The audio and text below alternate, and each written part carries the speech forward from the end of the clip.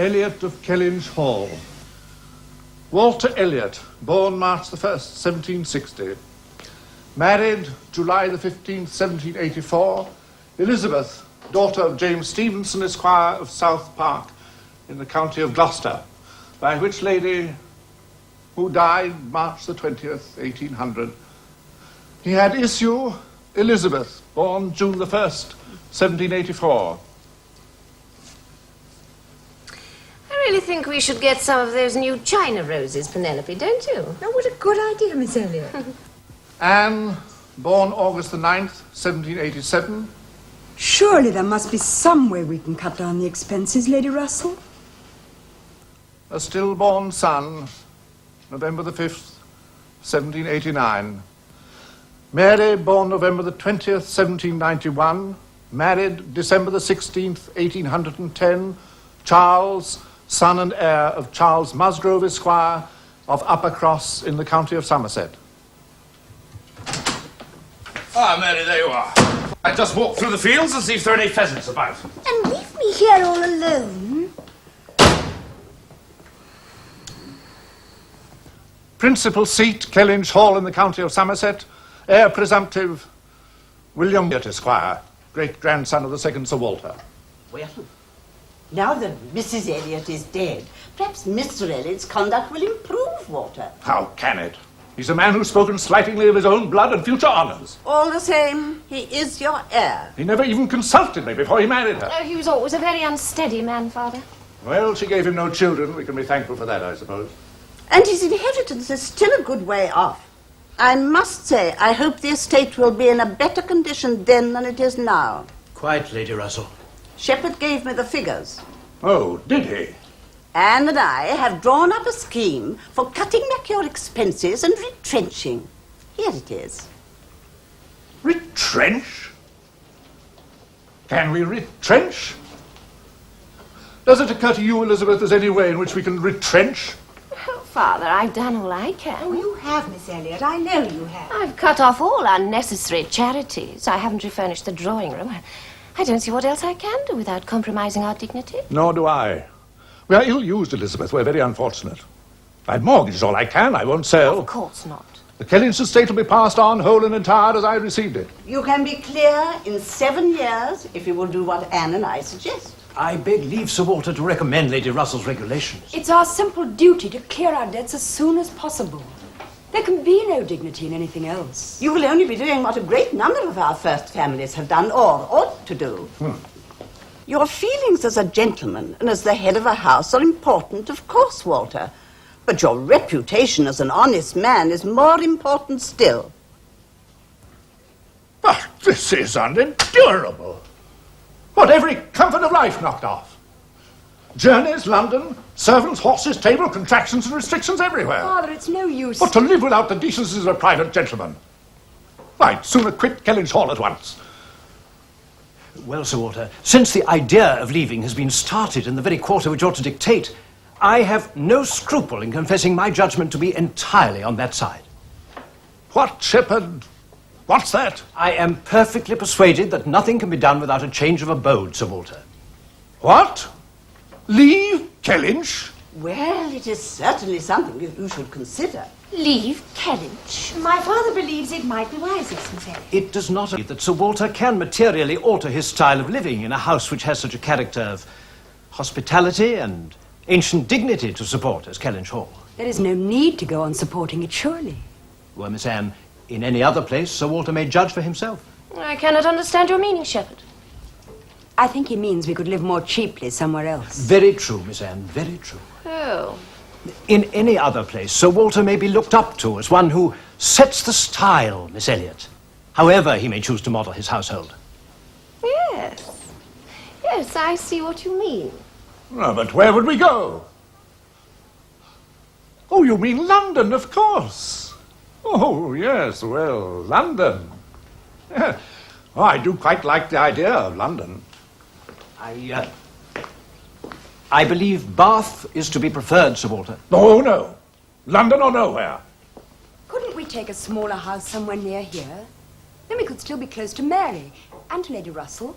And we could still sometimes see the grounds here. A smaller house? Here? It's unthinkable. Of course, Father. But Bath is only 50 miles away. It would be very convenient. Very. Especially for your friends. I shall be able to see you every winter, for what? And Bath is a very safe place for a gentleman in Sir Walter's predicament. What, Shepherd? Sir Walter may be of great consequence there, at comparatively little expense. Sir Walter Elliot of Kellynch is of great consequence wherever he goes, Shepherd, and at whatever expense. If he does go, if he chooses to go.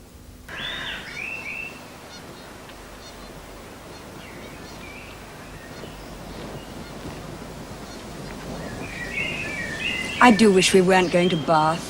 I think it's a very sensible decision. Oh, it's sensible, yes, but I don't like Bath. It doesn't agree with me. You think that because you were sent to school there after your mother died. I wish we were staying near here. Oh, you could never have asked your father to do that. And I think you yourself would have found it more mortifying than you imagined. Well, it's been decided against me, as usual. I shall miss Kellynch and the country. My dear, you shall spend every summer here with me. A change will do you good, not been away from home enough. Your spirits are low. Oh, they're high enough. I think a larger society will improve them. You should know more people, Anne. Your mother would have wanted it. Oh, if she had still been alive, we would not be going to Bath at all.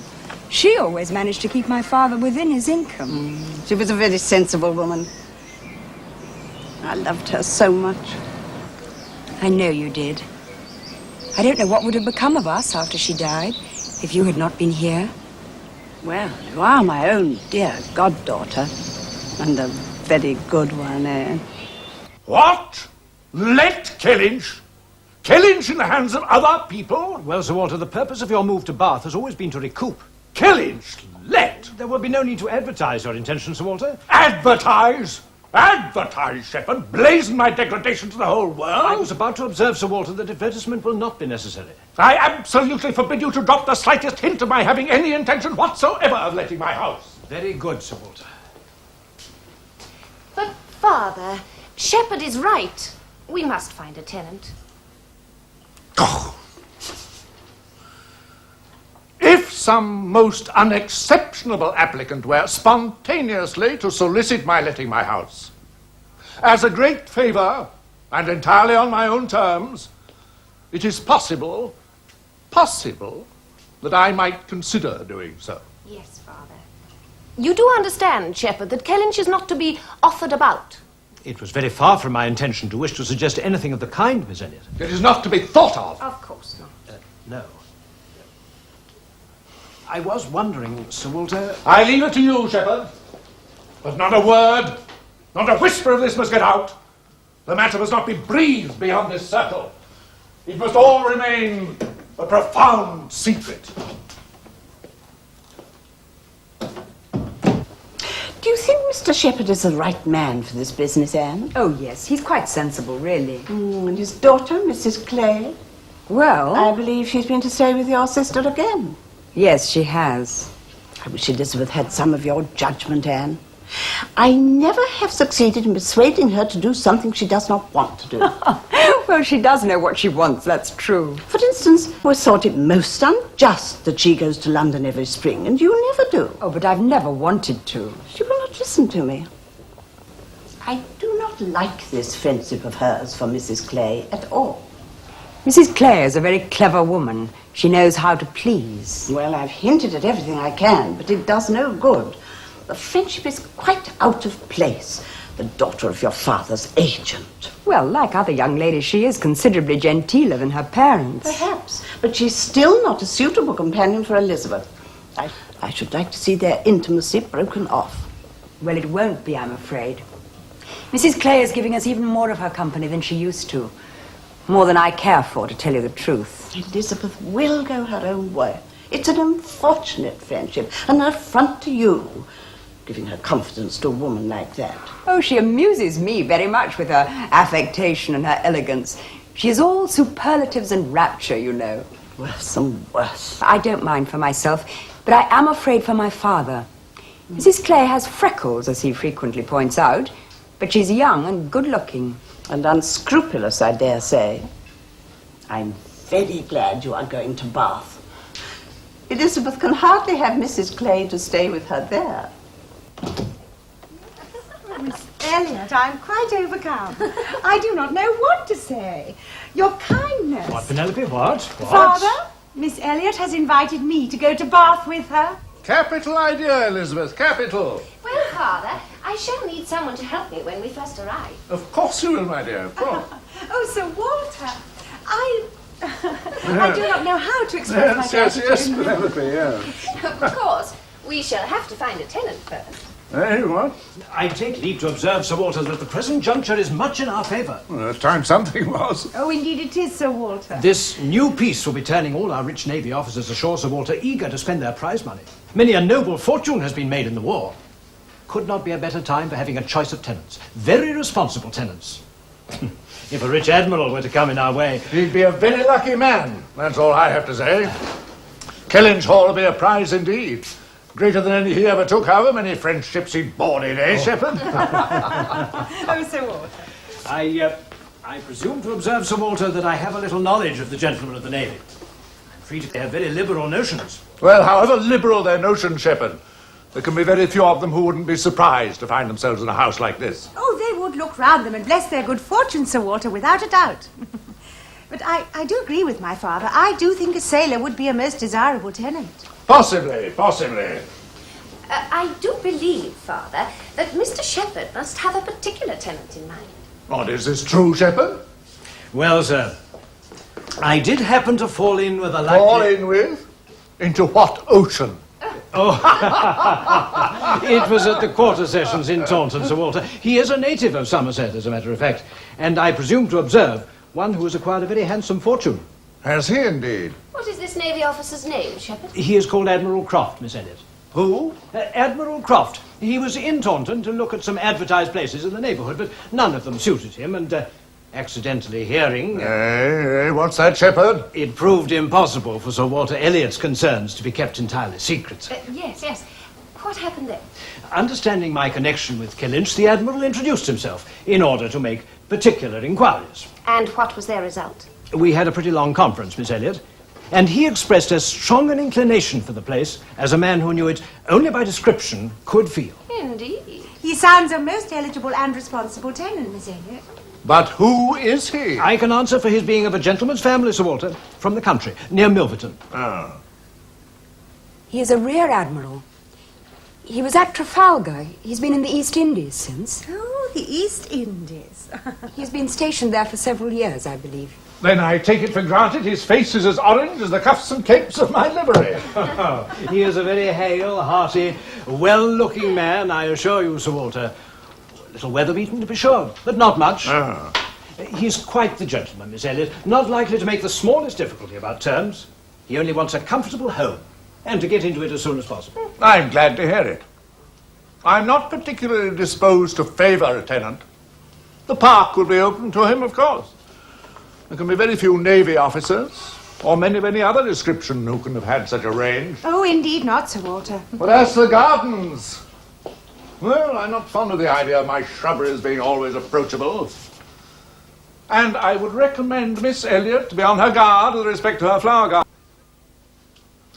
I am very little disposed to grant any tenant any extraordinary favour, I assure you. In all these cases, if I may presume to say so, Sir Walter, there are established usages. Depend on me, no tenant shall have more than his just rights. His just rights? Does the Admiral have a family? He is married, but without children, Miss Elliot, the very state to be wished for. A lady without family is the very best preserver of furniture in the world. Yes. And, did you meet Mrs. Croft? Oh, I did, and a very well-spoken, genteel, shrewd lady she seemed to be. She asked more questions about the house and terms and taxes than the Admiral himself. Furthermore, Sir Walter, she is not quite unconnected with this part of the country either. Well, I never heard of him. Who is she? She is sister to a gentleman who lived amongst us once, Sir Walter. She told me so herself. Sister to the gentleman who lived a few years back at Monkford. Bless me, what was his name? At Monkford? I've heard it quite recently, too. Penelope, my dear, can you help me? What was the name of the gentleman who lived at Monkford? He was one of Mrs. Croft's brothers. There were two of them, you remember. Mrs. Croft's brothers? You mean Mr. Wentworth, I suppose? Of course. Wentworth is the very name. He was curate for 2 or 3 years at Monkford, you remember, Sir Walter. Oh, some time back, came about the year 5, I take it. Wentworth. Oh, aye, Mr. Wentworth, the curate of Monkford. You misled me by talking of gentlemen. I thought you meant some man of property. Mr. Wentworth is a nobody, quite unconnected, I remember. Nothing to do with the Strafford family. One wonders how the names of our nobility become so common. Indeed, indeed. The Admiral would be an unexceptionable tenant, Sir Walter. Wife, no children, handsome fortune. May I take leave to wait upon him and pursue the matter? Do you have any objection, Elizabeth? Well, no, Father. The sooner we find a tenant, the sooner we may move to Bath, and the happier I shall be, won't you, Penelope? Oh, Miss Elliot, you know how much. Well, I leave it to you, Shepherd, to arrange a day for Kellynch to be seen. Very good, Sir Walter.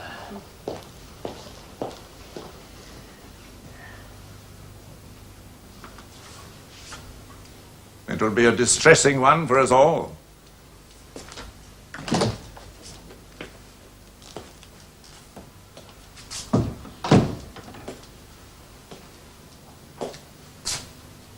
Admiral Croft. I've let my house to Admiral Croft.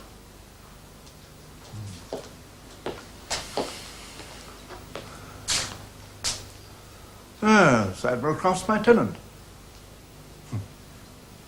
Well, certainly better than here, mister.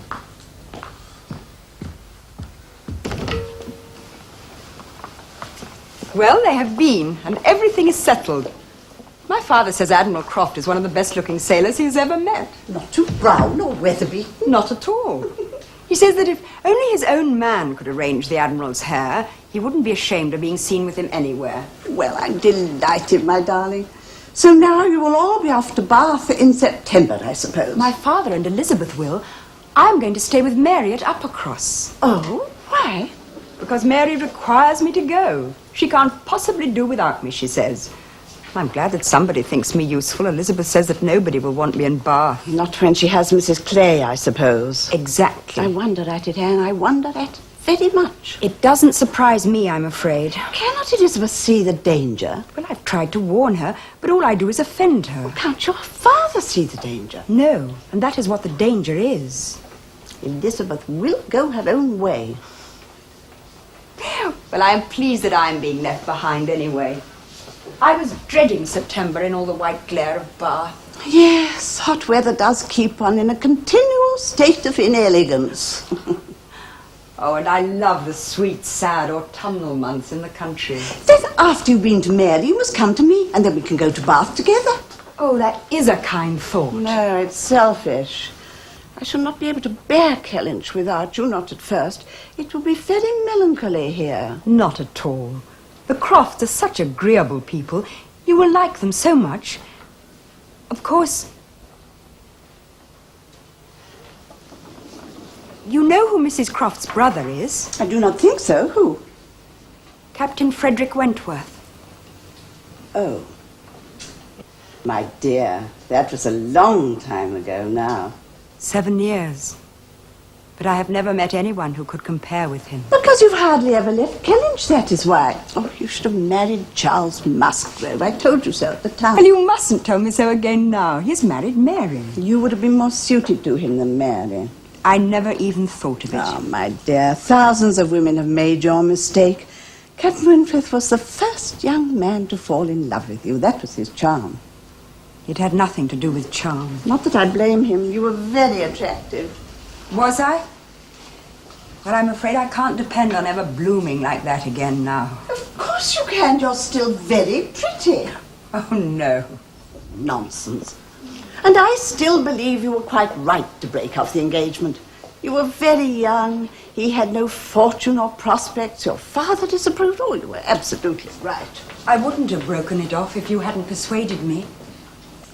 And my father didn't actually refuse his permission. It was fortunate he did not have to. He'd have done nothing for you, you know. It wouldn't have mattered. My dear, you had no mother. I could not see you snatched away by a stranger without family or fortune. He had no connections even. He didn't need them. He had ability. Oh, Anne, you would have been sunk in weariness and anxiety. You'd have lost your youth. Well, I have lost it. Of course you have not. By not starting a family so young, you have kept your health, your figure, and your good looks. You were right to be persuaded. I might have been happier if I hadn't been. None of the things you imagined would have happened. Captain Wentworth has been very successful. There was no real risk. Anne, if you had not seen the dangers of the engagement yourself, you would not have broken it off. I only broke it off because I thought that I might be a handicap to him, that I might hold him back in his career. He couldn't understand what I meant. I can hardly understand it myself now. But I could never have given him up if I hadn't thought that I was doing it for his sake. My dear, you could never have given him up if you hadn't realized that you were not really in love with him. Oh, no. It was because I loved him that I could give him up. You thought so, of course. But you were not really in love. You never have really been in love. I think I have. You will see what I mean once you are in Bath. You will find some man who will love you so much that you have to love him back. And then you will know what love is. That is not at all how I imagine my life in Bath. I'm sure you will find someone and be happy. I cannot wish the past were different. Well, I can. I do. Oh, don't think that I blame you. I don't even blame myself. But if someone in the same situation came to me for advice, that is not the advice I would give. I only did what I felt your mother would have done. I know you did. You should not go on thinking about what happened so long ago. Yes, it is a long time. 7 years. You know, Captain Wentworth has never married either.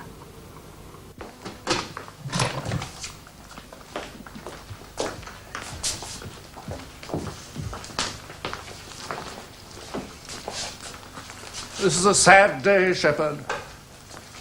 Elliot is leaving Kellynch and does not know when he may return. I imagine the tenantry notice it. No doubt the cottagers will be at their doors waiting to see me drive by. For some of them, it may be for the last time. Oh, they feel it, Sir Walter, I assure you. They feel it most strongly. I thought as much.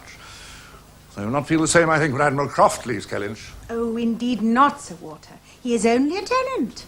Your tenant. He is a remarkably fortunate gentleman. And not ill-looking for a sailor. Though he is old. Everyone I know seems to be growing old. Anne's haggard Mary Corse, every face in the neighbourhood worsting. And the way the crow's foot increases so rapidly about Lady Russell's temples is a great distress to me. Only Elizabeth seemed to bloom as ever amidst the wreckage of everyone else. Oh, well, Sir Walter, Miss Elliot blooms indeed. But we must not say everyone else, must we, Father? Oh, indeed not, Penelope. Well, perhaps not. Perhaps not everyone. Ah, there you all are. Have you finished your farewells? Yes, thank you, Father. I hope we haven't delayed you. There was no need. We must be off. The cottagers are waiting. Come, Penelope.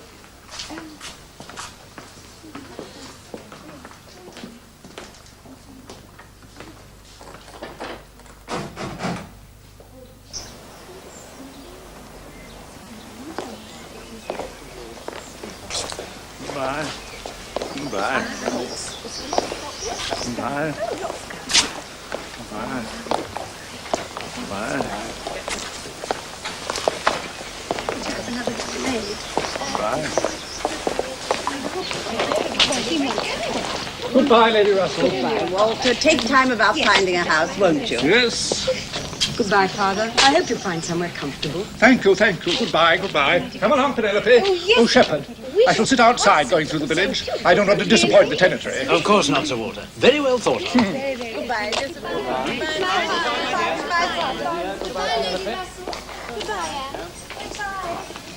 Goodbye. Goodbye. No, when you find somewhere. Goodbye. Goodbye. Bye. Goodbye, Walter.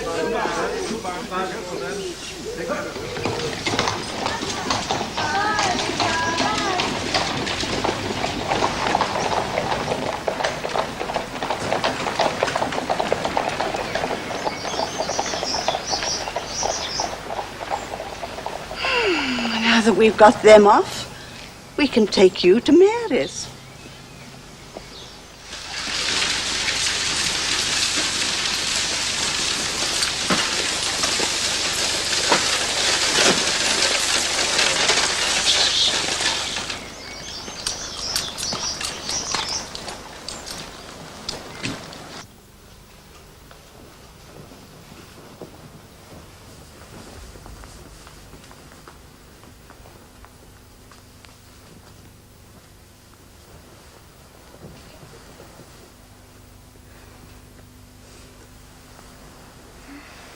Goodbye, Lady Russell. And thank you. Goodbye, my dear.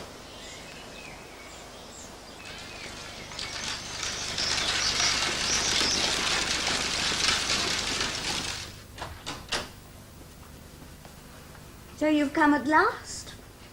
I was beginning to think I'd never see you. Oh, Anne, I'm so ill I can hardly speak. I haven't seen a creature the whole morning.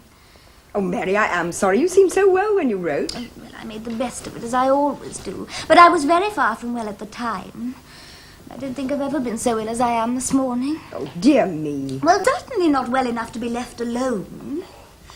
What if I was suddenly seized in some dreadful way and not able to ring the bell? So Lady Russell wouldn't get out. I don't think she's been in this house 3 times all summer. She sent you her love, Mary. Where's Charles? Oh, out shooting as usual. I haven't seen him since 7 o'clock this morning. He would go, though I told him how ill I was. He said he wouldn't be long, and now it's almost 1. Look. Well, he must have had good sport then. Anne, I do believe that if Charles were to see me dying, he wouldn't believe there was anything the matter with me. You might try and persuade him while you're here that I really am very ill. Much worse than I ever admit. I assure you, I haven't seen a soul this whole long morning. But haven't you had your little boys with you? Oh, only as long as I could bear their noise. Well, you will soon be better now. You know I always cure you. How are your neighbours at the great house? I can't tell you I haven't seen one of them this morning. Oh, except Mr. Musgrove. And he only spoke at the window without getting off his horse. I told him how ill I was, but none of them's been to see me. The Miss Musgroves never put themselves out of their way, you know. Well, it's early yet. They may be here at any moment. Oh, I don't want them, I assure you. They laugh and talk much too much for me.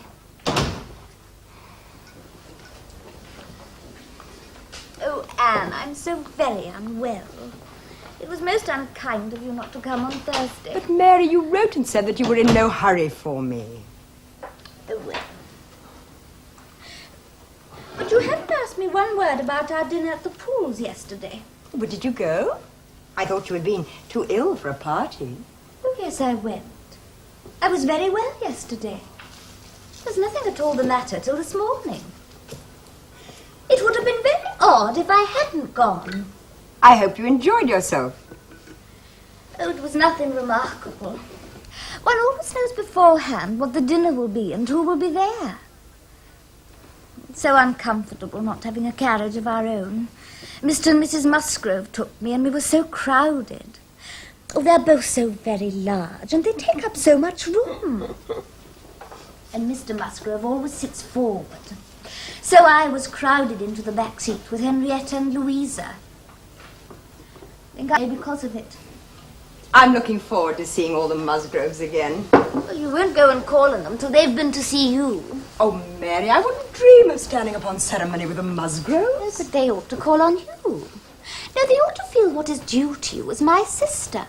You know, Mrs. Musgrove often fails to give me my due precedence when we dine at the great house. Well, I'm sure it is only because she thinks of you as one of the family. Well, I don't see why I should be considered so much at home as to lose my place, Anne. Oh, Charles, what a lovely white horse. Didn't you see it? Why don't you go and have a closer look? And take little Walter with you. Take him by the hand. What a very pretty bonnet you're wearing. I'm so glad you've come, Anne. Mary looks better already. Well, I'm good for her, Charles. I do wish you could persuade her not to be always imagining herself ill. I'll try. There's never anything really the matter with her, you know. The boys are so ill-behaved. I could manage them perfectly well if only Mary wouldn't keep interfering.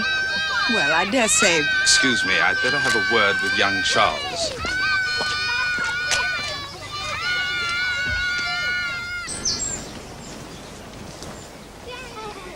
Go on, Walter, after it. Go on. You can run faster than that. Just go on, man. Oh, they're so unmanageable, Anne. They do me more harm than good. Little Charles doesn't listen to a word I say, and Walter's getting quite as bad. Well, Charles spoils them so. Can't get them under any sort of control. Does he? Oh, yes. You know, I hate bringing them here, but Mrs. Musgrove's always wanting to see them. But why, Mary? She is their grandmother. Oh, she will indulge them so, and give them so much trash and sweet things. They come back sick and cross for the rest of the day. Well, it's only because she's so fond of them, I expect. Oh, Anne.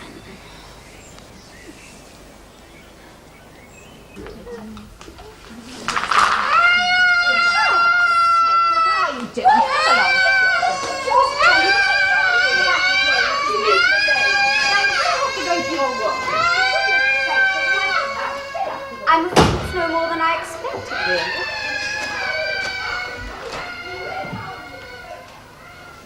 Oh, Miss Anne, I cannot help wishing Mrs. a little of your method with those children. They're quite different creatures with you. Well, I am their aunt. Children always behave better with aunts. But in general, they are so spoiled.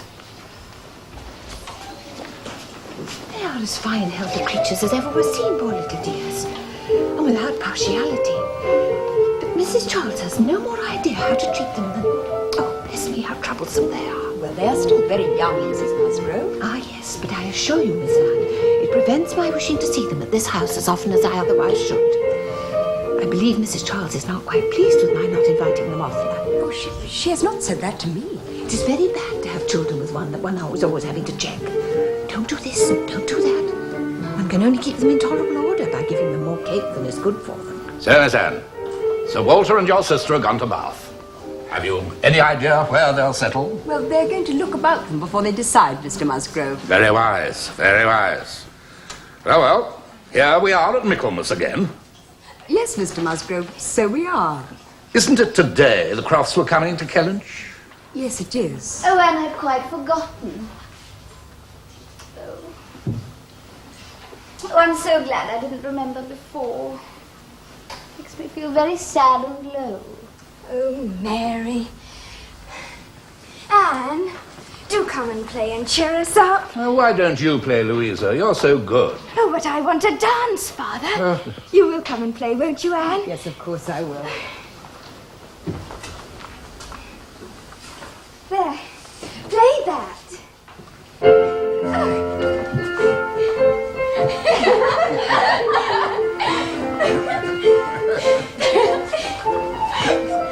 Oh, well done, Miss Anne, well done. Lord bless you, how those little fingers of yours do fly about.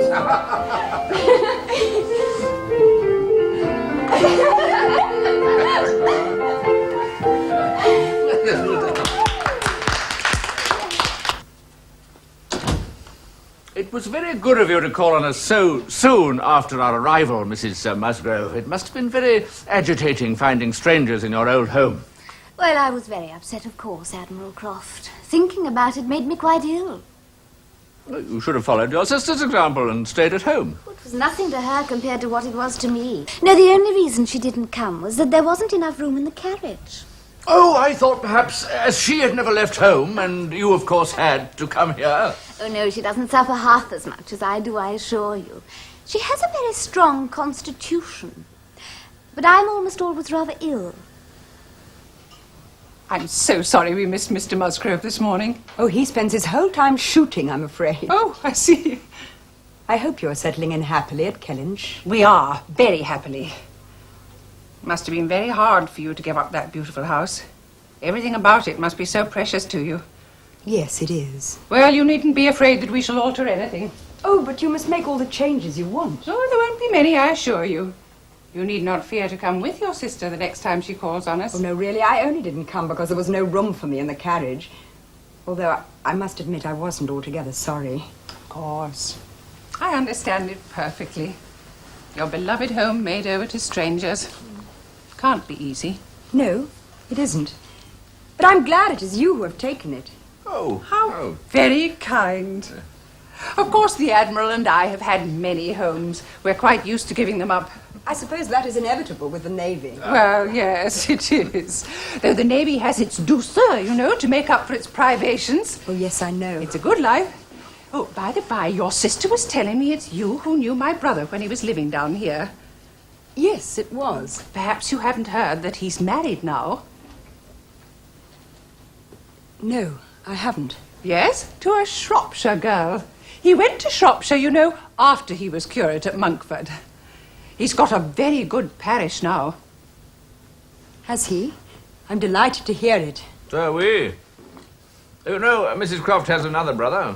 It's time he married and settled down too, Sophie. Yes, we're hoping he'll be here to stay with us soon. I dare say you know him by name, Mrs. Musgrove. Captain Wentworth. Well, now that the war's over, we're hoping he can come for a long visit. Yes, he'd better spend this war's prize money before the next war starts. Do you remember Mr. Wentworth, Anne? I don't think I knew him or his brother. Yes, I knew them both slightly. It was while you were still at school. Yes, it must be some years ago now. 7. I believe it was. Yes, it was while we were in the Bermudas, Sophie. Well, I hope we shall have the pleasure of meeting your brother, Mrs. Croft. There are so few distinguished families in this neighbourhood. Does he like shooting? Yes, he likes to take out a gun, I think. Then he must come and shoot with Charles. Oh, very kind. Goodbye, thank you so much. Goodbye. Goodbye, Mrs. Musgrove. Come on, boy. Away we go. Come on. Come on. Come on. A few weeks, and he may be walking here.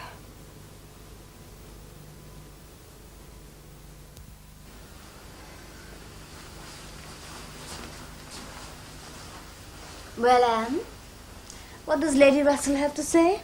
Nothing very much, except that she's enjoying herself. She sends you her love. I do think she's odd going away for 2 months just as the Crofts come to Kellynch. Do you? I understand it, I think. So do I. She feels your father's humiliation, Mary. Charles! Well, call it what you like, but I think Sir Walter himself thinks it's humiliating to have to let Kellynch and go to Bath. Of course he doesn't, Charles. Oh, Louisa, I hope you haven't come to tell us the others aren't coming. That will be too bad. No, I've come on ahead to make more room in the carriage, that's all. Mamma wanted to bring the harp, you see. The harp? Isn't our pianoforte good enough for her? Well, Papa and Mamma are in very low spirits this evening, especially Mamma. Oh, dear. Why? She's been thinking about poor Richard. Oh, I see. You knew my brother Dick, Anne, didn't you? Well, of course she did, but I don't see what he has to do with the harp. Well, we all thought it would be best. It seems to amuse Mamma more than the pianoforte. But why has she suddenly started thinking about Dick? Well, Admiral and Mrs. Croft happened to mention that her brother, Captain Wentworth, has just returned to England. Or paid off or something. Anyway, he's coming to visit them almost at once. Louisa, I still fail to see any connection with Dick. Unluckily, it came into Mamma's head after the Crofts had gone that Wentworth, or something very like it, was the name of poor Richard's captain at one time. Oh, I do believe it was. I don't know when or where, but a long time before he died, poor fellow. And so Mamma got out his letters and things to look them over, and found it was Wentworth. And now she's perfectly sure that this must be the same man, and her head is full of nothing but him and poor Richard. Oh, your poor mother. You know, Dick only ever wrote 2 proper letters all the time he was in the Navy. And I do believe it was a Captain Wentworth who made him write them. What ship was Dick midshipman on then, Louisa? Do you remember? It was the Laconia. That's right, the Laconia. Mrs. Croft's brother did command the Laconia for a while. Then it must be. Well, he must certainly have been a remarkable captain if he got Dick to write proper letters. Usually, he only wrote home for money. Mary.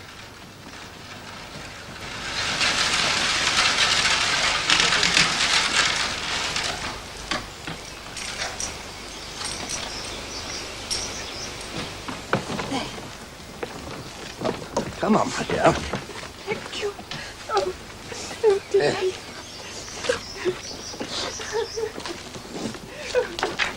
Now, have a care, George, have a care. Never you mind, sir. Leave it to me. Are you sure? You leave it to me, miss.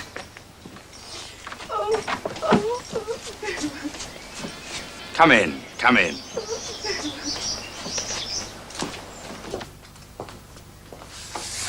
It was good of you to come, Mother.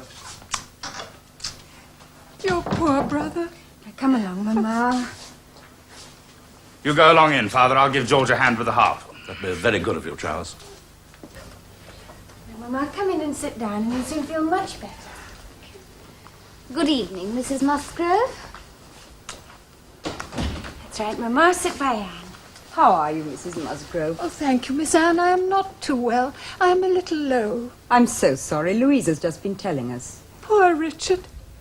I'm afraid, Mary, we're not in very good spirits. Just 2 years ago. Just 2 years. Where do you want it, Mary? Oh, anywhere you choose. The evening must be given up to Here, it. George. Not there, Charles, in everyone's way. Well, where then? Over there.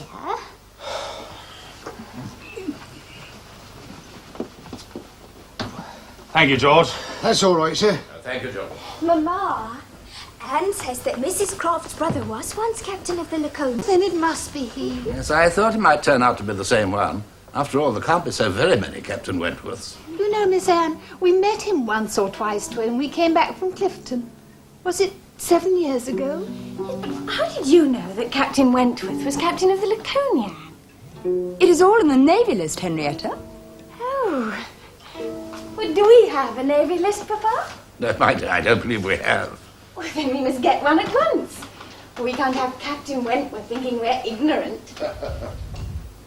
Poor Richard. He was on the Laconia for 6 months, Miss Anne, and spoke so well of his captain. I was reading over his letters this afternoon. He called him a fine, dashing fellow, but said he was too particular about making him go to the schoolmaster.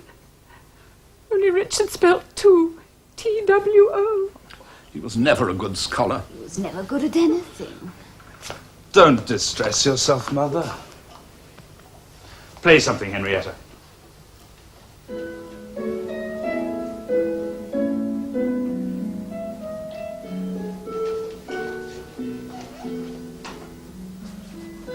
Oh, what pretty music. Well played, Henrietta. Well played. I had quite forgotten about Captain Wentworth until Mrs. Croft mentioned him this afternoon. Her other brother was curate of Monkford. Do you remember either of them, Miss Anne? Yes, I knew them both slightly. Oh, it will be a change to have so many Navy officers in the district. Well, Louisa, there will be 2. 2 more than before. I wonder what age Captain Wentworth is. Quite old, I expect, if he's a captain. I believe he is 31. Well, quite. How clever Henrietta is to play so well. Wonder if Captain Wentworth likes music. Oh, I hope he likes dancing. We must give a ball. Henrietta, I can hardly wait for him to arrive.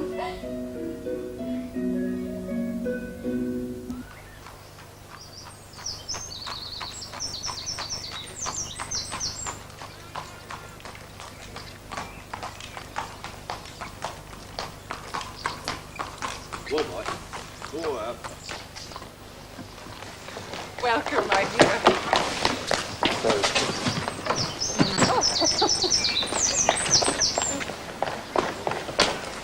Waiter.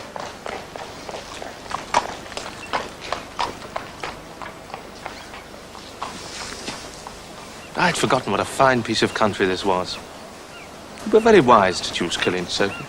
Well, now that you're ashore, Frederick, it's time you found somewhere and settled down yourself. Yes. I wouldn't mind a house in the country. And someone to share it with him, I dare say.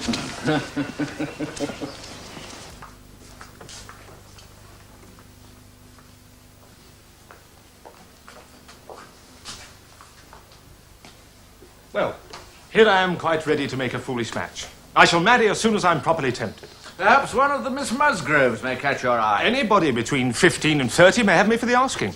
A little beauty, a few smiles, a few compliments to the Navy, and I'm a lost man. You must keep a cool head about it, Frederick. No, Sophie, I shall not. I'm a sailor. I've had no society among women to make me nice. My heart may be caught by any pleasing young woman who comes my way. Have you no special requirements? No features that particularly recommend themselves to you in a woman? Well, yes, I want a strong mind with sweetness of manner. Is that all? It's not asking much. No, but this is the woman I want. I shall, of course, put up with something a little inferior, but it must not be much. You are a fool, Frederick. Well, if I'm a fool, then I shall be a fool indeed. I have thought about marriage more than most men. Have you indeed? And where, pray, have you done it? On board ship? There, and ashore. I do not believe he has thought about it at all, Sophia. Neither do I. But I have, you know. I have. Poor Richard, indeed. Young Master Musgrove was nothing but a thick-headed, unfeeling, unprofitable dick. He was moved about from ship to ship so much, Anne, because no captain would keep him. That may be true, Mary, but I expect his mother loved him all the same. Well, she does now when she misremembers him. But he was a very troublesome boy. Well, they sent him to sea because he was so stupid and unmanageable on land. Mrs. Musgrove has forgotten that, of course. She may still have been fond of him. Oh, Anne, if it wasn't that Dick was Charles's brother, I would have...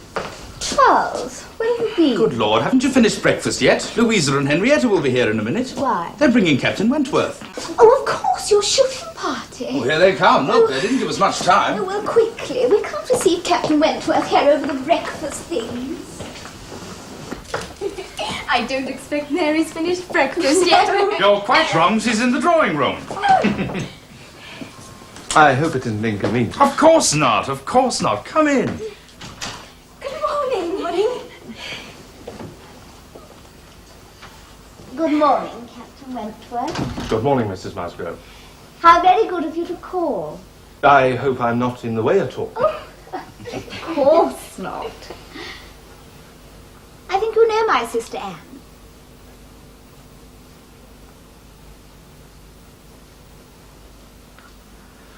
A very charming house, Mrs. Musgrove. It was a farmhouse, you know. My father did it over for us when we were married. Is that so? Do you like this new style of architecture, Captain Wentworth? Very much, yes. It's very light and pleasant. Of course, the great house is more substantial. Oh, I do wish Papa would modernize our house. Oh, I can't agree. It would be a pity to alter something so old and beautiful. Quite. I think my father is right to resist my sister's, clamour for modernization. Oh, you always agree with him, Charles. Not always. But why are we talking about architecture when we could be out shooting? We must be on our way. Well, do wait a little longer, Charles. No, we must be off. Come on, come on.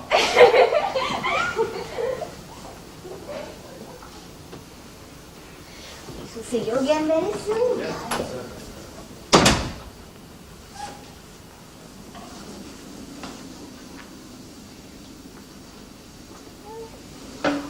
It is over. It is over. The worst is over. I have seen him again after 8 years. It is almost a third of my life. It seems little more than nothing. Oh, isn't he charming, Anne? Well, didn't I tell you how delightful he is? Yes, Mary, you did. He's so courteous and thoughtful. Oh, I can hardly wait for this evening. But though he was so attentive to me, he wasn't very gallant by you, Anne. No? He seemed gallant enough to me. Well, Henrietta asked him what he thought of you, and he's so altered he wouldn't have known you again. Oh. He's altered beyond his knowledge. I don't call that very gallant. He has not altered. I would have known him anywhere. Or if he has changed, it is only to his advantage. He seemed the same Mr. Wentworth to me. And a very agreeable one, too. Oh, yes. He is that, certainly. Do you mean there are cooks on board ship, Captain Wentworth? Oh, no, Miss Louisa. But surely you must have some. No. No food, no cooks to dress it, no servants to wait, nothing. We do not even have knives and forks. There's no need for them, you see. Oh, you're mocking us, I know it. No, the life is very hard. We eat only when we put into some port. But supposing... Oh, he is mocking us, Henrietta. Not at all, I assure you. When we sailors go ashore, we eat as much as possible, because we never know when we'll have the chance to eat again. Ah, Miss Anne, if it had pleased heaven to spare my poor son, I dare say he would have been just like Captain Wentworth by now. I dare say he would, Mrs. Musgrove. He was such a promising lad, and so good-natured. Here we are, Henrietta. If Captain Wentworth won't be serious with us, we can find out for ourselves what ships he has commanded. Well, the first was the Asp, I remember. Look up the Asp. Asp. A-S-R-S.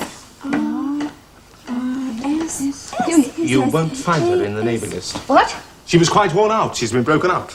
I was the last man to command her. Oh. Why? Oh, she was barely fit for service even when I had her. Afterwards, they said she was good for home service for a year or two, but that was all. Barely fit for service? And yet you were put in command of her? How was that?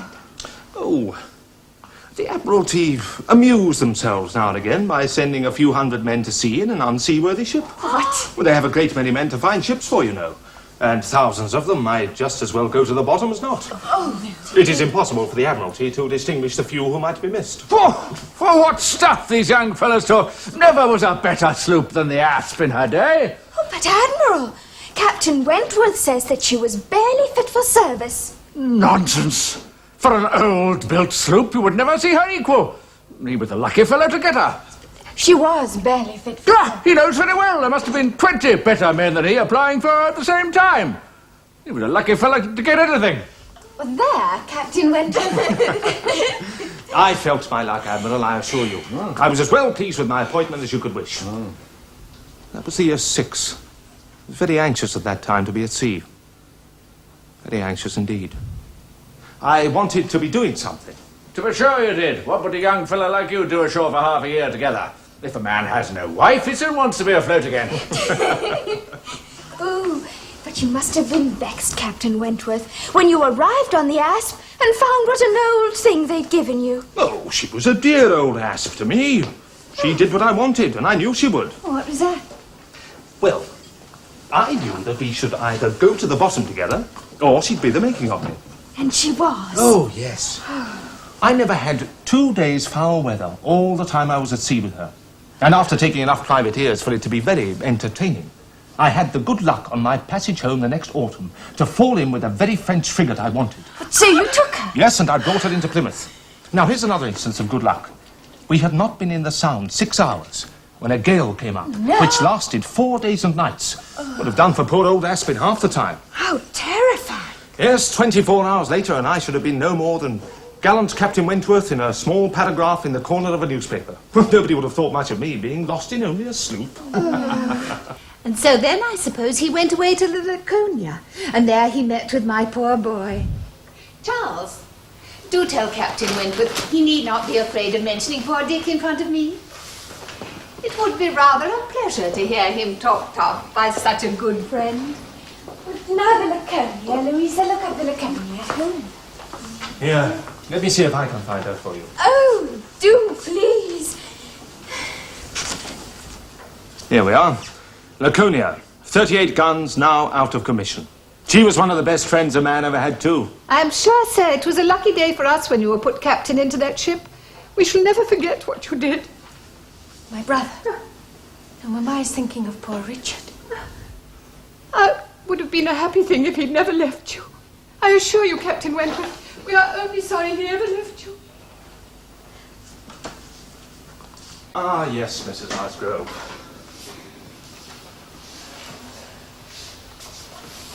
Your son, Richard. My midshipman. He improved so much while you were his captain. You were such a good influence on him. Oh, you give me more credit than is my due, I assure you. You know, Frederick, if you'd been a week later at Lisbon last spring, you would have been asked to give a passage to Lady Mary Grierson and her daughters. Oh, would I? Then I'm glad I was not a week later. What? Are you so ungallant, then? I hope not.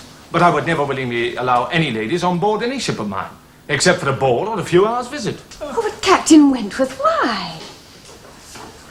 Do you hate ladies so much. On the contrary, Miss Musgrove. It's simply that I feel it is not possible, whatever one's efforts and for all one's sacrifices, to make accommodations on board ship suitable for women. Frederick! Well, it's true. Foo, it's all idle refinement.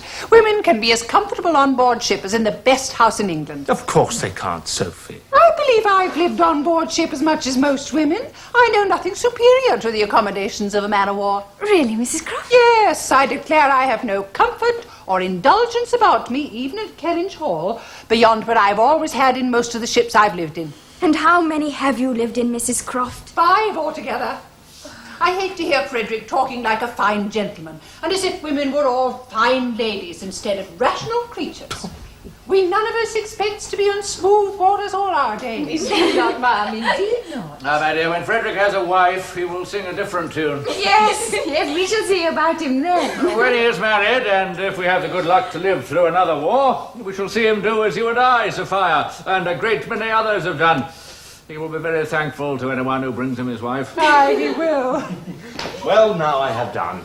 Once married people begin to attack me with, oh, you will think differently when you are married, I can only say, no, I shall not.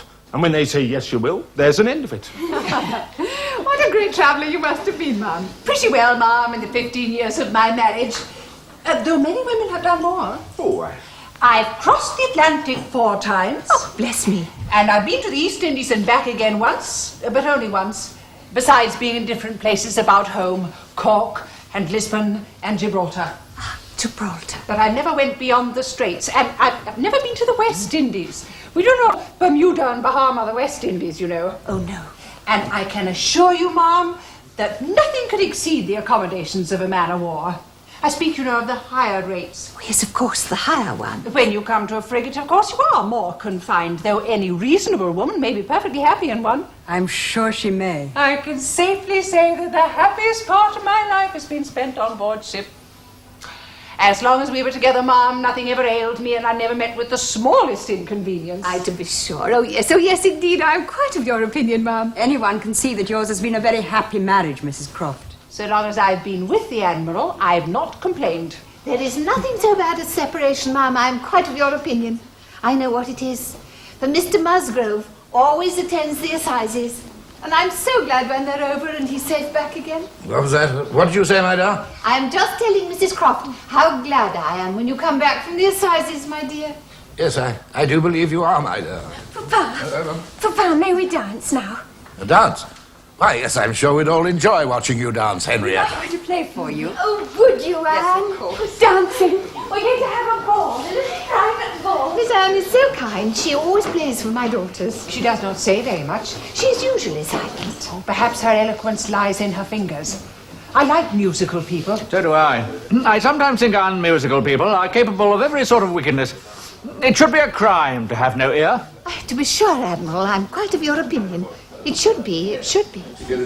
Miss Musgrove, may I have the pleasure of a dance with you? Oh, yes, Captain Wentworth, you may. Oh. Indeed, you shall have the first one. Oh, but I claim the second. So I shall have to make do with the third, I suppose. Mary, you are not an unmarried girl.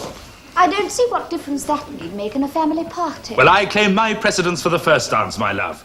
You can fight over Captain Wentworth with Louisa afterwards.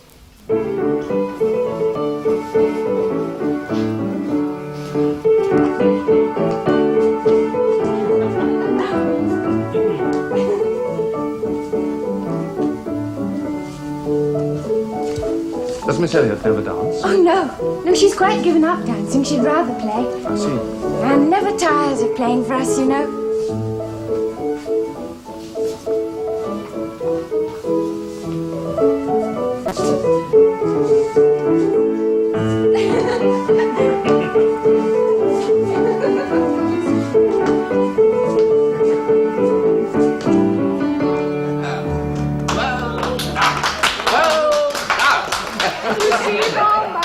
Not so ungallant as he likes to pretend. No, indeed, ma'am. What Frederick needs is a wife. Exactly. Yes. Now it is my turn with you, Captain Wentworth. Oh, please, remember, I'm only a sailor. You must not dance me off my feet. Play us that tune you mentioned. Or perhaps Anne knows it.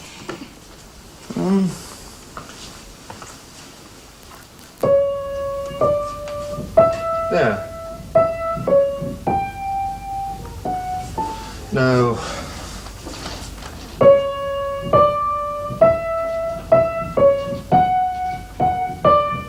That's it. Or something like it, at least. Do you know that tune, Anne? No, I'm afraid I don't. I beg your pardon, madam. This is your seat. Not at all, sir. Oh, do play it again. I'm sure Anne will know it. No, no. It is our turn to dance. On with the ball. Oh, well done. Very well done. On with the ball.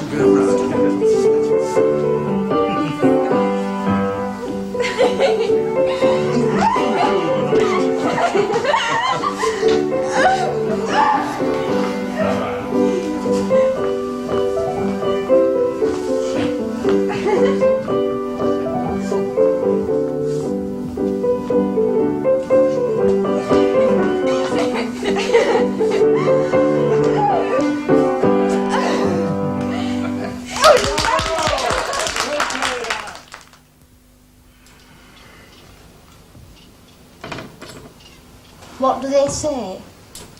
My father is very well.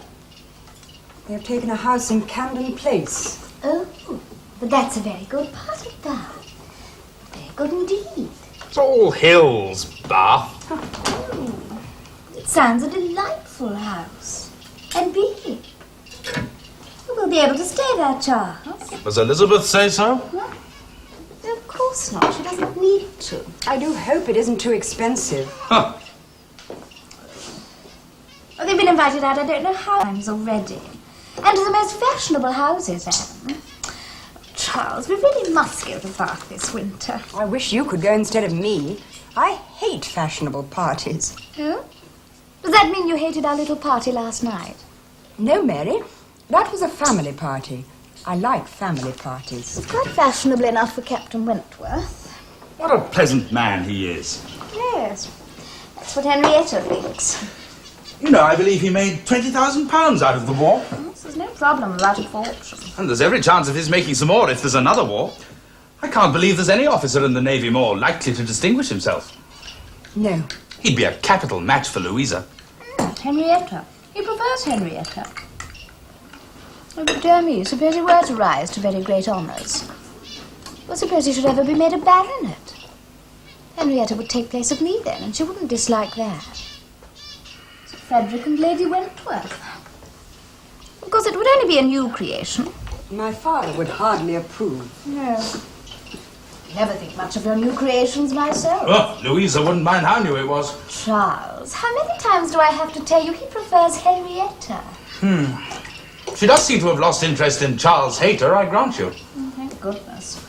Considering the alliances which the Musgroves have made already, she's no right to go throwing herself away on a hater. Oh, Cousin Charles is a very good fellow. You shouldn't say that. But he is a scholar and a gentleman, Mary. Well, he's more cultivated than the rest of his family, I grant you. He could hardly not be. No young girl has the right to choose someone who is disagreeable to the senior branch of her family. Whatever do you mean, Mary? I mean that Henrietta would be giving bad connections to those who aren't used to them. Oh, do you indeed? Yes, I do. Well, who is Charles Hayter, pray? Nothing but a country curate. Most improper match for a Miss Musgrove of Uppercross. All churchmen do have to start as curates, you know.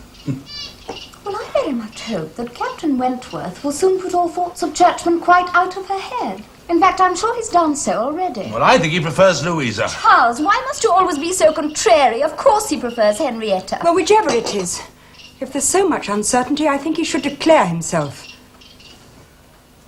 He shouldn't hurt anyone's feelings. I managed another word with Dr. Shirley this morning, Henrietta. Oh, yes, Charles? I let him know again how very much I hope to become his curate. Oh, did you? I told him how very inconvenient it is for me to be where I am now. It is very inconvenient, you know. Yes. And I pointed out that it would be a very great advantage for me to be at Uppercross. Henrietta, you don't seem very interested. What? I said you don't seem very interested in what I said to Dr. Shirley. Of course I am, Charles. But go on. He is very infirm, you know. He should have a curate. After all, he has been rector here for more than 40 years. It's a very long time. And in spite of his zeal, he really cannot perform his duties as he should any longer. Oh, no. Oh, is that him, Louisa? Oh no, not yet. Henrietta? Yes? Who are you waiting for? Oh, Captain Wentworth. Do you want to know what Dr. Shirley said or not? But of course I do. Well, he confirmed his promise that I am to have the curacy.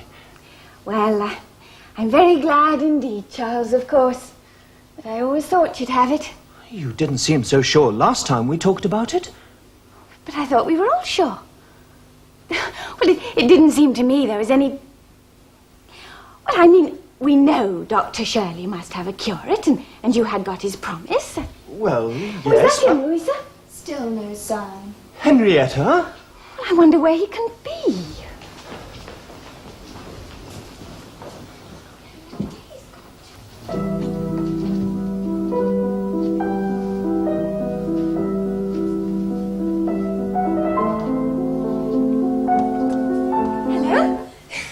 Henrietta? Have Charles and Captain Wentworth gone shooting? Yes, they went about an hour ago. Why? Oh, well, since we're left all alone, and it's such a very fine day for November, we thought we should go for a long walk. What a very good idea. We wondered if you'd like to come, Anne. And not me. Oh, well, we know you don't usually like going for long walks, Mary. I don't know what you mean. I'm a very good walker. Are you sure? Yes, I should like to join you very much indeed. I'm very fond of a long walk. You didn't used to be, Mary.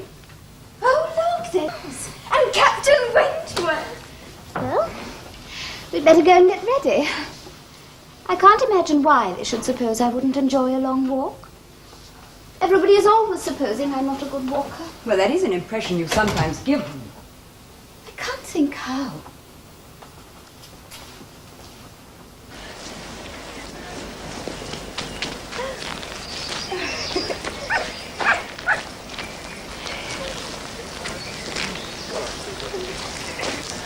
Hello, good morning. We thought you'd all gone shooting. We did go, yes, but we took this useless young dog with us and... Here, boy, heel! I said heel!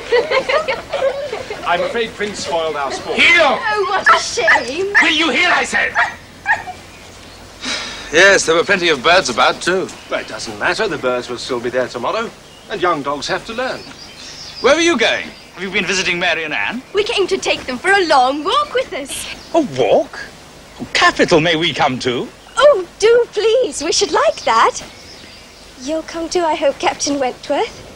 Well, since there's to be no more shooting, I should enjoy it very much. If you'll have me, that is. Oh, good. Well, we'll just put our guns inside and then we can be off. Charles, you're back very early. Just in time to join you, though. Good morning. Good morning, Captain Wentworth. How very nice to see you. Have you had a pleasant morning?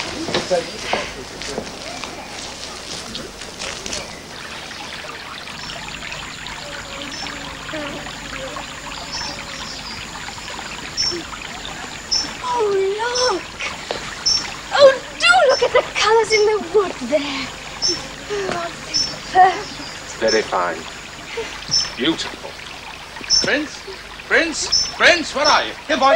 Prince? Prince?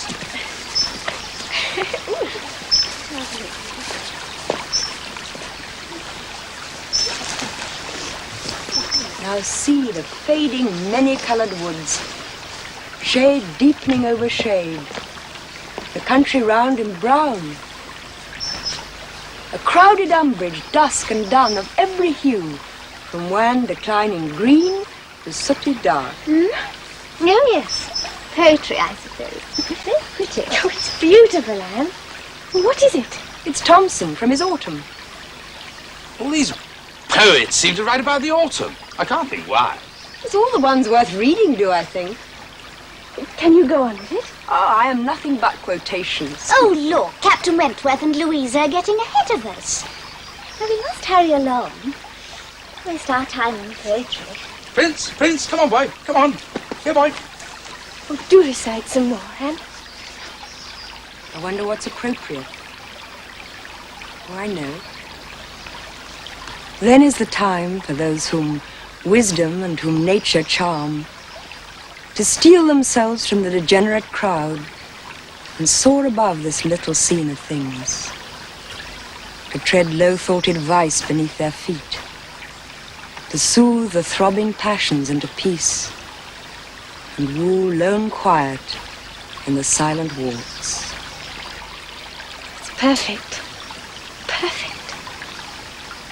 Soar above this little scene of things.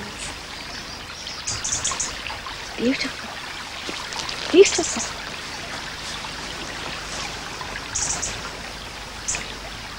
Soothe the throbbing passions into peace, and woo lone quiet in the silent walks.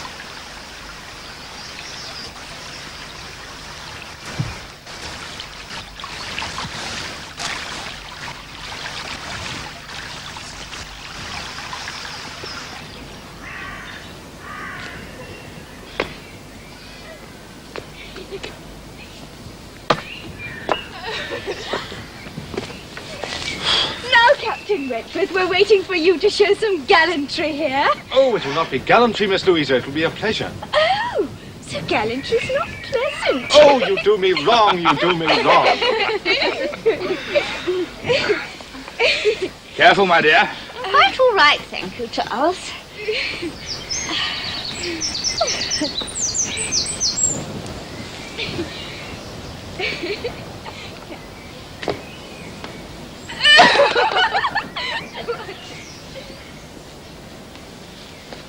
Thank you, sir.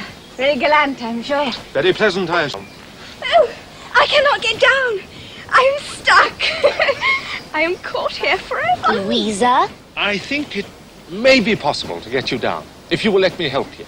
No, I'm past human help. There's nothing else for it. I shall have to jump. Jump, then, and I will catch you. That's delightful. I must do it again. Louisa! Now, I'm sure there'll be several other styles for you to practice your jumping from, Louisa.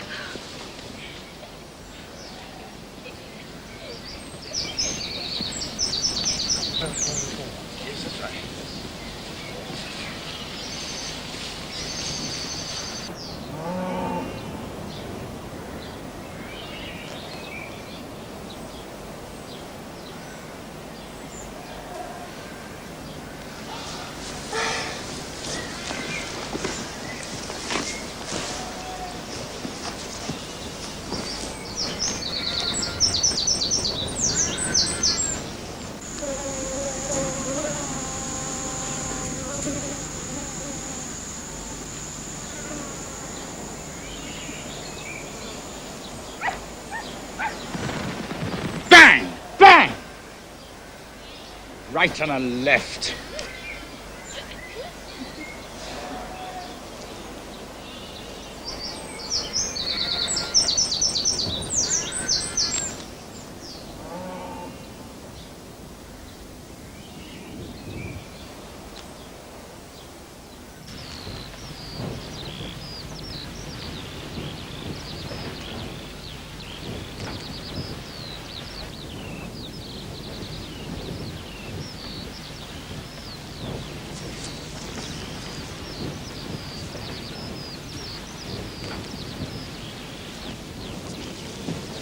Here's Winthrop. Oh, I'd no idea. Well, now, I think we'd better turn back. I'm exceedingly tired. Oh, certainly not. I told you, this is where Cousin Charles lives. Aha. I think we should, Henrietta, don't you? Well, yes, if you're so very tired. No. Henrietta. Well, now we're here, I shall go and visit my Aunt Hayter. You'll come too, I hope, Mary? No, Charles, I shall not. I think you should. There is no need to pay a call on someone simply because one can see his house. Otherwise, one would do nothing but pay calls all day long. Mary, I should like you to come with me. Well, I shall not, Charles. Am I to go alone, then? No. Henrietta would like to come with you. Oh, good. Yes, good. Well, I should just like to see my aunt. We'll just go down the hill for a few minutes. We won't be long. I hope not. Most unpleasant having such connections. But I assure you, I've never been in the house more than twice in my life. Well, I hope everyone will be happy now. Do you, Louisa? And how long do you think they'll be being happy? Oh, long enough for us to do some nutting anyway. Captain Wentworth, I shall need your arms.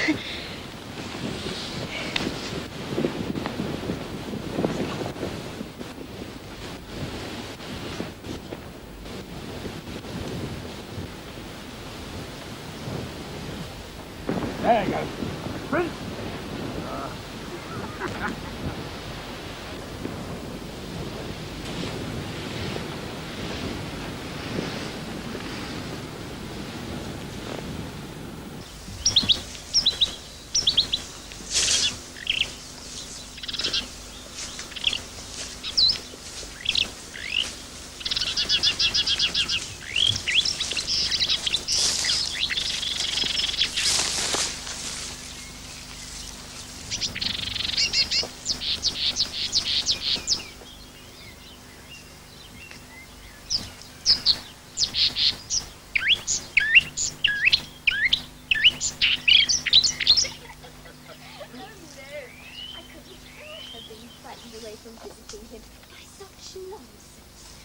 I wouldn't be prevented from doing something I wanted to do, and which I knew to be right, by the airs of someone like that. Or of anyone else, I may say. Mary had no right to interfere. Indeed she...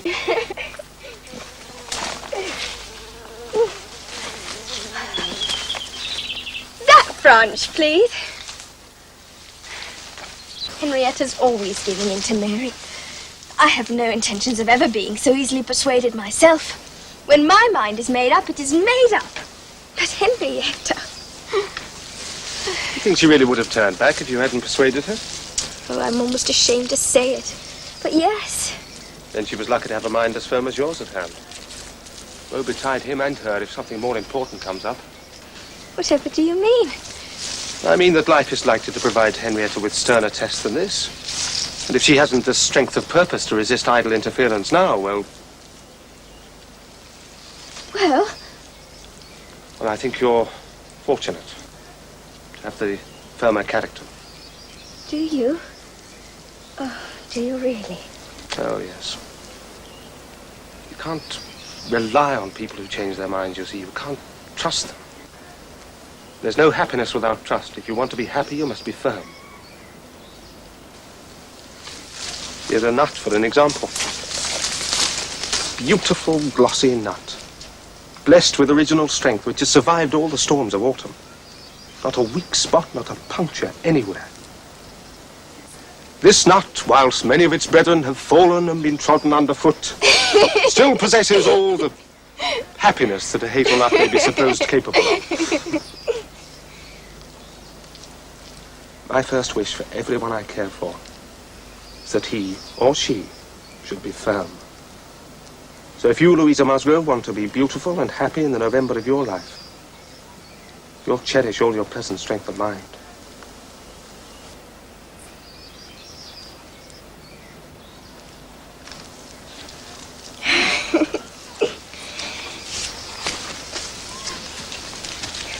Of course, Mary is good-natured enough in many respects. Oh, I'm sure she is. But sometimes she does provoke me very much with her nonsense.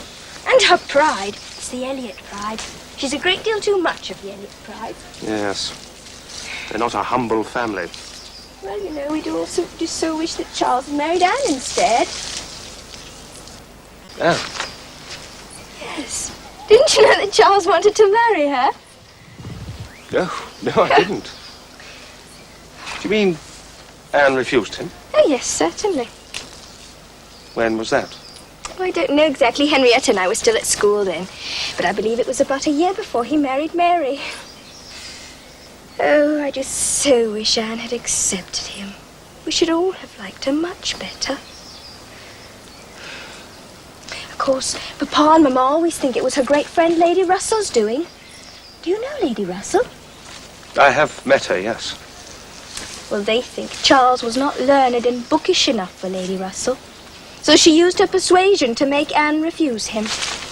Oh, yes. Yes. Well, that's what they think. But I don't really know.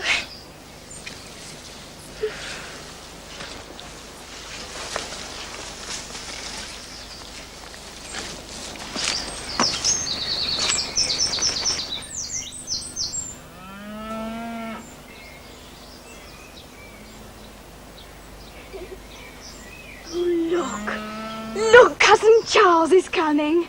My congratulations. Here they are. Louisa, where were you? I couldn't find you anywhere. Who's that coming up the hill? It's Mr. Hayter with Charles and Henrietta. I'm tired of looking at Winthrop. I want to go home. Hello there. Hello. Hello. Look at all the nuts we've gathered. Oh, very well done, Louisa. Very well done indeed. It doesn't seem very many for 4 people. Well, there are only 2 of us. Well, 1.5, really. Oh, and who, pray, was the half? Oh, myself, of course. Everyone knows a sailor's worth only half a lady on dry land.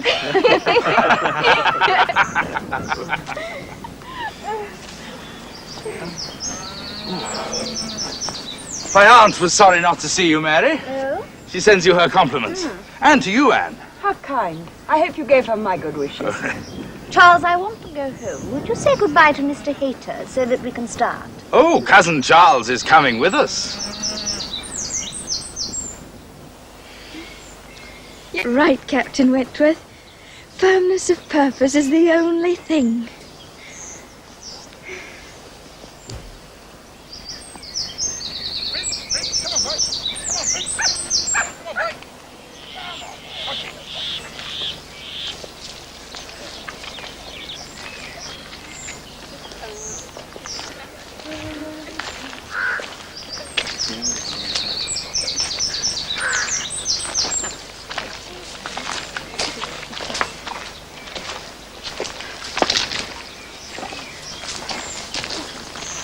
Long, Charles. Oh, steady there. I do feel rather tired. I don't know why. Take my arm, then. Charles, do stop that. Why? I dislike nettles. Very disobliging of you to keep dropping my arm at every moment. Well, I do not feel you have been very obliging to me today, Mary. Charles. Got him. Why do I have to walk on the side where all the nettles are? There are none on Anne's side. Look, a weasel. Here, Prince, come on, boy. Come on, boy. Charles! We'll never get him along at this rate. We're very ill-used, Anne. We're very ill-used indeed. Ah, there's a carriage. Oh, where? Down the lane there. It must be the Admiral, my sister. If we're lucky, we'll catch them at that gate. Oh, God, quick, we must hurry. Well, you must all have been a long way. We'd be glad to offer a lady a seat if anyone's tired. Oh, no. No, thank you. No, I'm not in the least tired. Nor am I. It would save you a full mile across the fields, and we're going through Uppercross. Mrs. Musgrove? No, thank you. Miss Elliot. Oh, no, it's very kind, but really not, thank you. Well, we shall be home well before Frederick, my dear. If he decides to come home at all. Asking me to make a third in a one-horse chaise. It was very kind of him to suggest it. Yes, so it was. Good walking to all of you. It's okay. Miss Elliot, I'm sure you're tired. Do let us have the pleasure of taking you home. There's plenty of room for 3, I assure you. Indeed, if we were all like you, I do believe we could seat 4. Oh, it's very kind of you, but really You must, indeed, you must. Come along, Miss Elliot, we insist. Look, there is excellent room for us all. Oh, thank you, Mr. Thank you, Captain Wentworth. Welcome aboard, Miss Elliot. Goodbye. Goodbye. Goodbye. Goodbye. Everybody. Come on. Come on, bye. Bye. Goodbye.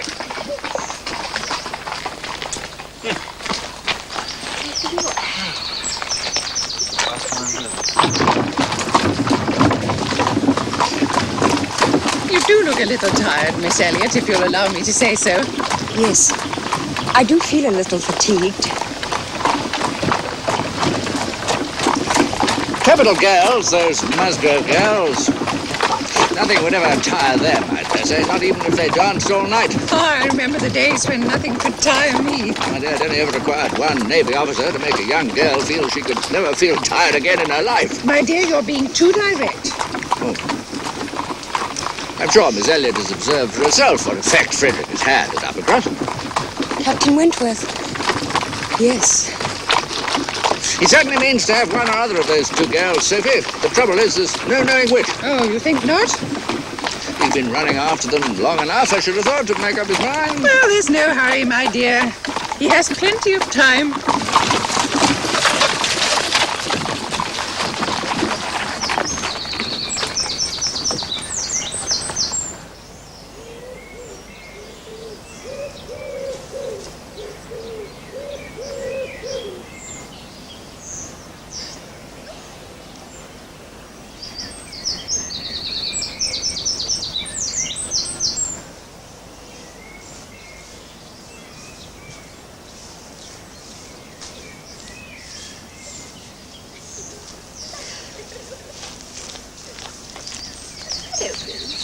Now don't come too near me. Dirty me.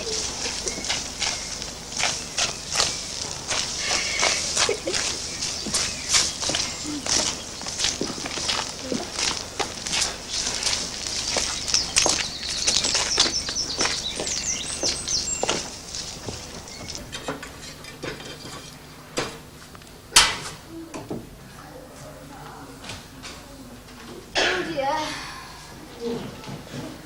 You look very well rested, Anne. You will have to entertain us. No one else is fit to. No. I was visiting an old friend. Oh, dear. Do you know Lyme? No, we've never been. Oh, just go. It's a charming place. Only 17 miles away, you know. What are you talking about? Lyme. An old friend of mine has settled there for the winter. We were within 20 miles of each other without either of us knowing it. Oh, do let's go. Let's have an expedition. Yes, what a good idea. Isn't it a little late in the year for expeditions? No, we must go. The weather is so fine. Let's go tomorrow. Well, we can hardly do that. But I see no reason why I shouldn't speak to my father and suggest a day next week. Oh, I'm wild to go. But shall we go just for the day? Well, I hardly think that would be wise. The days are so short. Yes, we shall have to spend the night there. You'll come with us, of course, Captain Wentworth. Oh, you must come. It's your idea. Oh, yes, I should like to, very much. I was going to go and see the Harvilles again soon anyway. Hurrah! Then it's all arranged. To Lyme, to Lyme, to Lyme.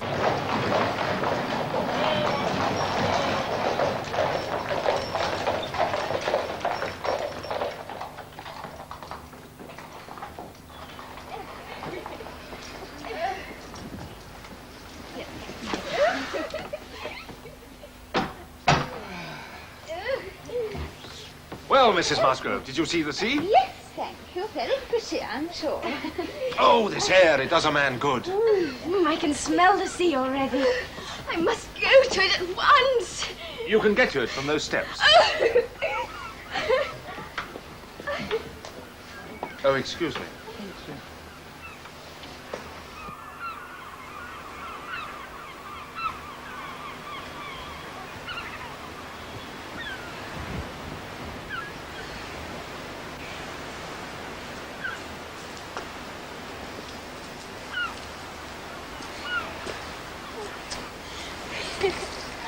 Oh, it was a good idea of yours for us all to come to Lyme. Oh, you haven't seen anything yet.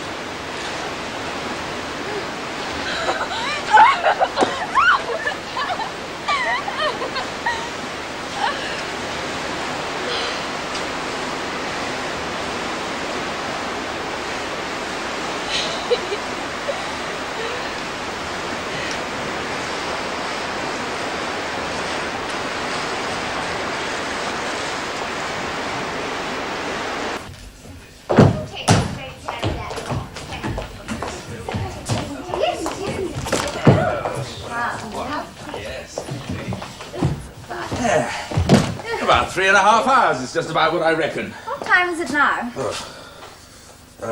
Getting on for 1 o'clock. Yeah.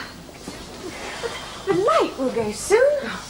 We don't have much time for looking about. Charles, go and arrange our rooms and order the dinner. We mustn't waste time. Very well, my dear. Oh, almost everything shut up. All the visitors have gone. I'm glad. We should have Lyme to ourselves. There's plenty to see, I assure you. You won't lack for amusement. I want to see the cob. I've heard so much about it. You shall do so directly. My friend Captain Harville's house is on the way. Right by the sea? As close to it as possible, as a sailor always likes to be. It's very snug. Oh, it sounds delightful. Oh, it is. Though it's a little cramped just now. They have a visitor. Oh, who's that? Captain Benwick. Oh, I don't think I know anyone called Benwick. He was my first lieutenant on board the Laconia. An excellent young man. I valued him so highly. Poor fellow. Why, poor fellow? Well, there's something I should tell you about Captain Benwick. What is that? You see, he was engaged to Captain Harville's sister.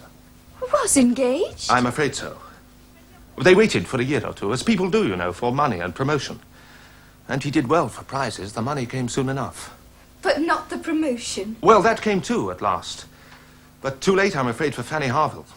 She died the summer before, while poor Benwick was still at sea. Oh, how terrible. Well, it was, you know, it was. I don't think it's possible for a man to be more attached to a woman than Benwick was to Fanny.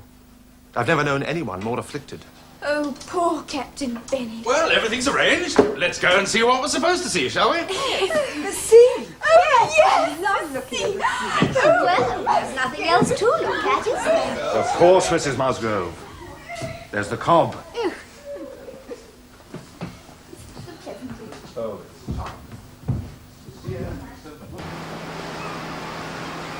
There it is. Is that all? I'm afraid so. Were you expecting more? Well, yes, Captain Wentworth. I rather think I was.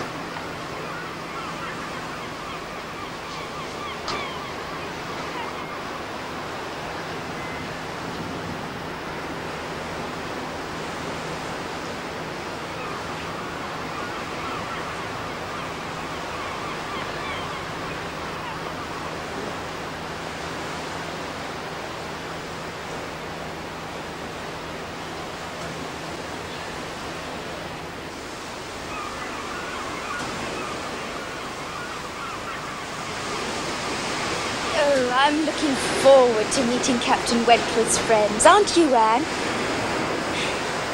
Navy officers are so brotherly, I think. So open and upright.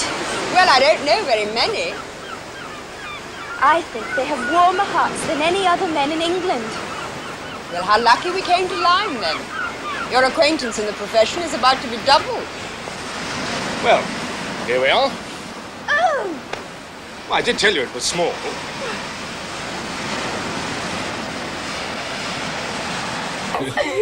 This is a very happy moment for me. There's nothing I like more than introducing my friends to each other. Mrs. Musgrove, Mrs. Harville. How do you do? How do you do? Captain Harville, and Captain Benwick. How do you do? Mr. Musgrove. How do you do? Miss Musgrove. How do you do? Miss Louisa Musgrove. How do you do? And Miss Elliot. How do you do? Awful lot of Well, welcome to Lyme. Any friends of Frederick's are friends of ours. Thank you very much. There is plenty of room, you'll find. That's awfully nice. Oh, Mrs. Musgrove, perhaps you'd like to sit over here.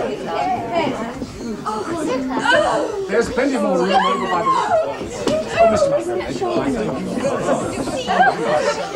You will dine with us, all of you, of course. Well, it's extremely kind of you, Mrs. Harville, but we are so many, and we have ordered dinner at the inn. At the inn? Dinner at the inn? Oh, but Frederick, how could you allow it? We really cannot impose ourselves on you. It's a matter of course that we should entertain Frederick's friends when they come to Lyme. We really are too many for you today. Yes, I think we are. Do you find you like Lyme, Miss Musgrove? Oh, it's charming. And the cliffs! Oh, they're even more beautiful than Captain Wentworth told us. We can't understand why we've never been here before. No. Do you like Lyme, Captain Bennet? I? Yes. Yes, I do. The countryside is very beautiful. Yes. Yes, it is. I expect you walk a good deal. Yes. Yes, I do. Oh, Captain Harville, what is that? Oh, this is my fishing net. Are you a fisherman?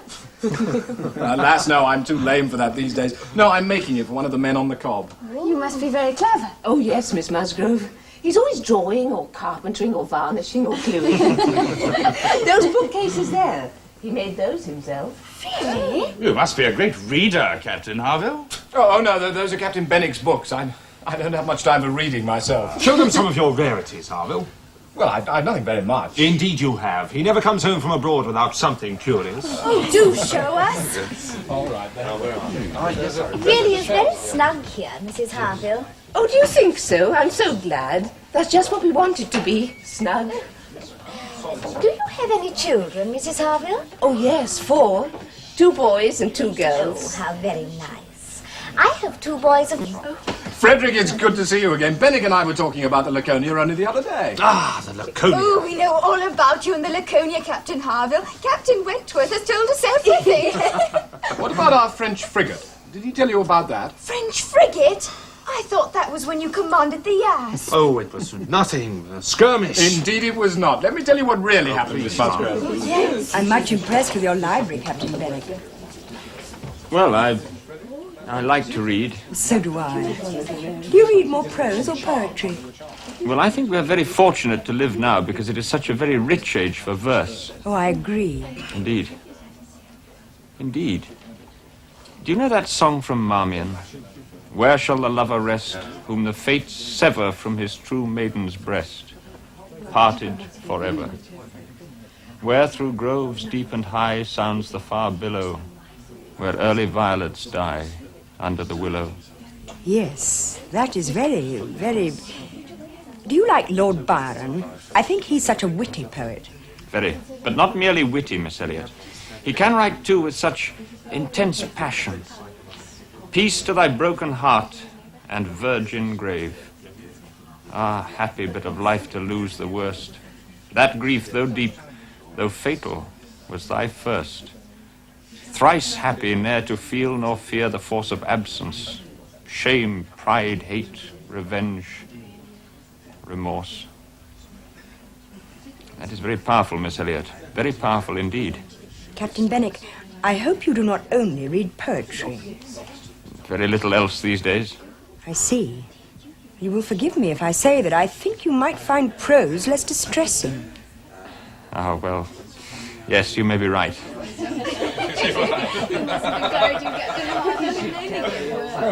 And there is as much solace in it, I think you will find.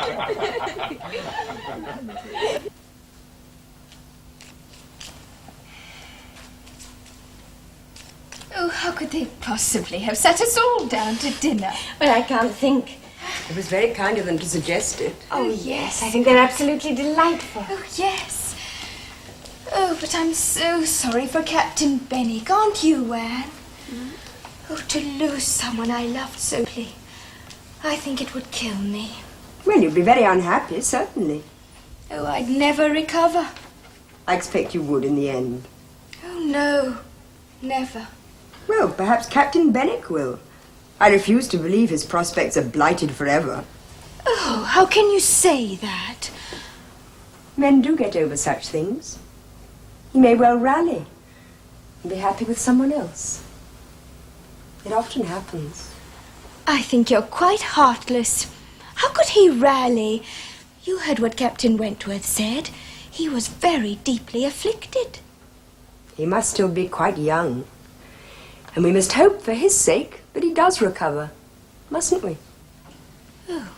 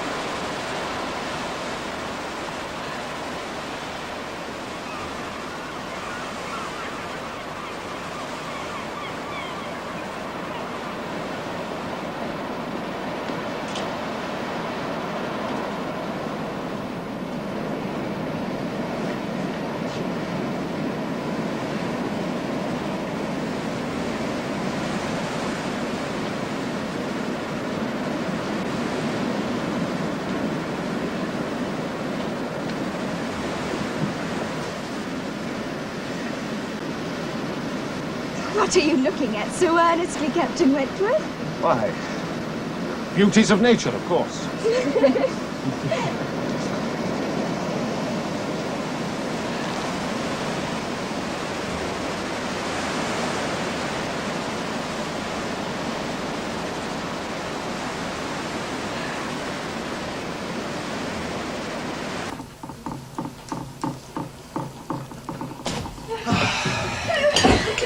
Is it a pleasant morning? Oh, yes, Mary, you should have been with us.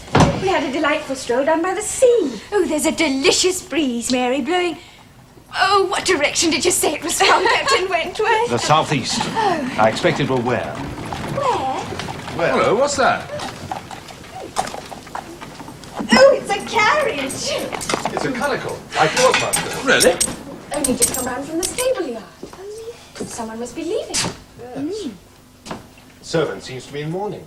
Well, if you're all going to look and no one's going to tell me what you're looking at, I suppose I'd better come to the window myself. Oh, look. Look, that must be the owner coming now. Oh. It's the man we met on the beach. So it is. Yes.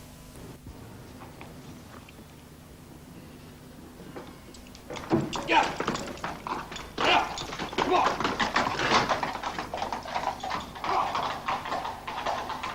Oh, I wonder who he is. Isn't no one very important, I dare say.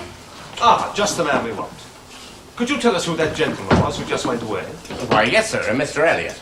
Elliot? Yes, ma'am. A gentleman of considerable fortune, they say. Came in last night from Sidmouth. I dare say you heard his carriage while you were at dinner, sir. I don't remember it. Going to Crooken now, sir. On his way to Bath in London. Bless me. It must be our cousin Anne. But it must be Mr. Elliot. Well, Charles, it must be. He was at Right. morning, you see, just like our Mr. Elliot. Oh, how very extraordinary. Very extraordinary indeed. Well, in the same inn with us. Oh, Anne. Must be our cousin. Our father's heir. Pray, sir, did his servant not say whether Mr. Elliot belonged to the Kellynch family? No, ma'am, he mentioned no particular family. He said his master was a very rich gentleman who would be a baronet someday. There. You see, I said, heir to Sir Walter Elliot. Well, I knew it would come out if it was so. Mary. Oh, you can depend on it. It's something his servants take care to have known wherever he goes. Thank you. Oh, how extraordinary, though, Anne. I do wish I'd looked at him more carefully. Well, if we'd known who he was, he could have been introduced to us. Mary, you seem to forget that our father and Mr. Elliot are not... Well... Yes, quite. Perhaps an introduction might not have been desirable. Oh. Oh, yes.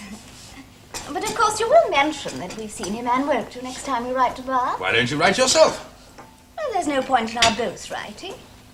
Besides, Elizabeth is such a very unsatisfactory correspondent.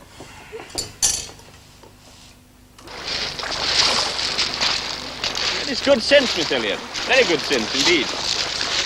I have very much enjoyed discussing literature again with someone. I've missed that sort of conversation. Oh, Captain Bennett, I appeal to you. Captain Wentworth will not be serious. About what, Miss Musgrove? Oh, he says that the ropes at the front of ships are used for hanging mutinous sailors. Well, surely that's not true. Hardly, no.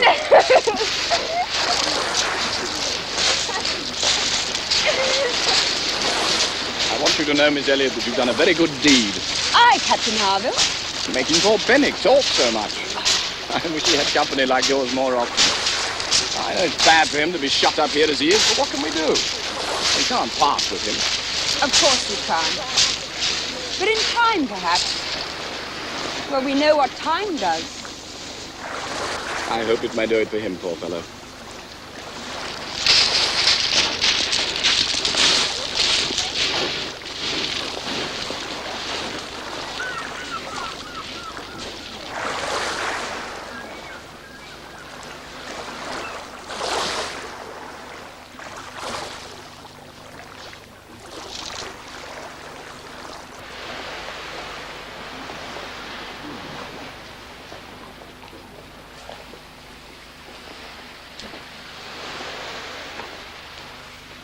You walk quite far enough for today. Oh, you're right, my dear, as usual. Frederick, we can go with you no further. I'm instructed to return to port forthwith.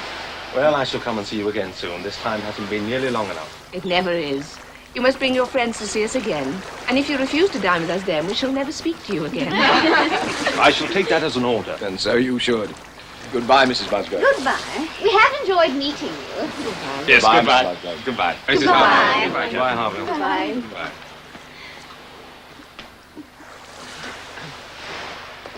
I say, Wentworth, it's nearly 1 o'clock. We really ought to be getting back. Oh, but we must go to the cob again. But it'll take quarter of an hour there and back. Well, it can't make any difference. Yes, Charles. We mustn't let a few minutes spoil our day. I insist. I will not be denied. Well, it's settled then. If you insist, we obviously have to. Indeed, you do.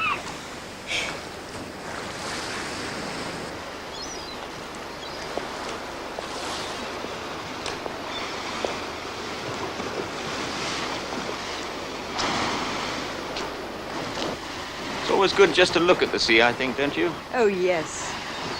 Oh, the glad waters of the dark blue sea. Our thoughts as boundless and our souls as free. Corsair.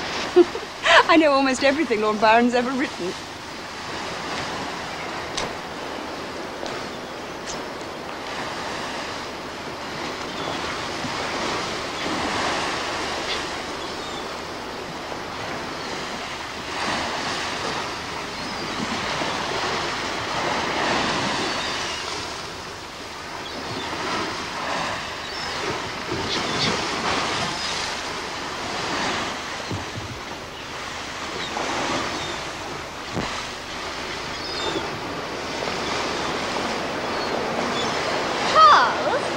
Charles, it's too windy for me up here.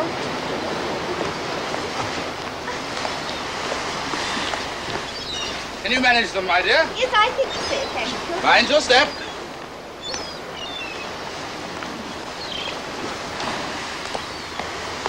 Take care, they are rather slippery. Yes, thank you, Captain Bennet. You can jump me down. Well, the pavement's rather hard, you know. You're hurt. Oh, of course I won't. There, it didn't hurt at all. I'll do it again, just to show you. I really don't advise it. You'll jar yourself. Oh, nonsense. You will. Come on, Louisa.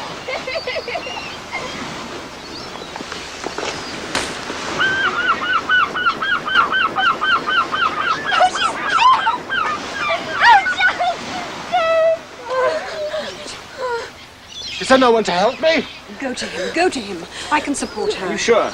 Yes, yes. Leave her to me and go to him. Rub her hands, rub her temples. Look, here are some salts. Take them, take them.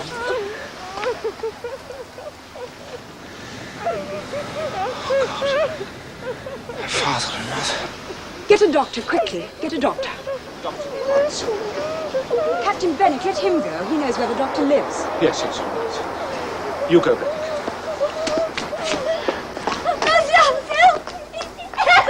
Mary, be calm. You must be calm. I can't bear it. I can't bear